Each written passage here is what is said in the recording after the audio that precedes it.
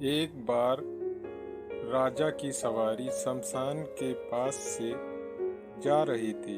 तभी उन्होंने देखा एक भिखारी सा आदमी शमशान के बाहर बैठा है।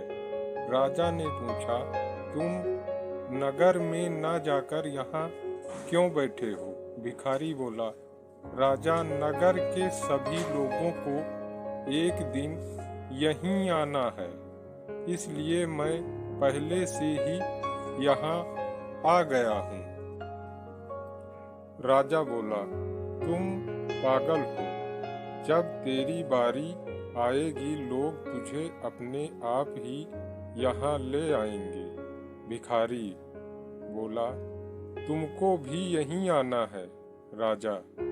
एक ना एक दिन राजा बोला, तुम तो वास्तव में घोर पागल हो। यह मेरी मूल्यवान छड़ी है, इनमें हीरे मोती पन्ने जुड़े हुए हैं, इसे अपने पास रख लो और किसी को देनी हो तो ऐसे आदमी को देना जो तुमसे भी ज्यादा पागल हो। कुछ वर्षों बाद राजा गंभीर रूप से बीमार हो गया। उसके बचने की आशा नहीं रही। यह भिखारी राजा के आज मिलने पहुंचा। बोला, बहुत बीमार हो राजन?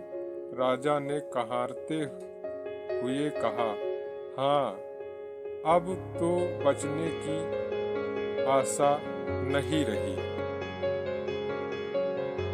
अब तो जाना ही होगा। भिखारी बोला, कहाँ जाना है राजा?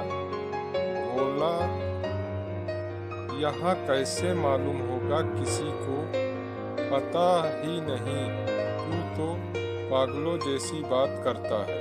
भिखारी बोला, कोई सामान तो भेज दिया होगा, अपने मंत्री या सचिव को वहाँ भेज दिया होगा प्रबंध के लिए। राजा बोला, तुम वही पागल के पागल हो। यह सब कुछ कैसे हो सकता है? भिखारी बोला, वहाँ चावल, आटा, दाल आज भेज दिया। सवारी के लिए कोई मोटर, बग्घी, घोड़ा भेज देते। राजा ने चिल्लाकर कहा, अरे पागल, मैं जहाँ जा रहा हूँ वहाँ कुछ भी नहीं भेज सकते।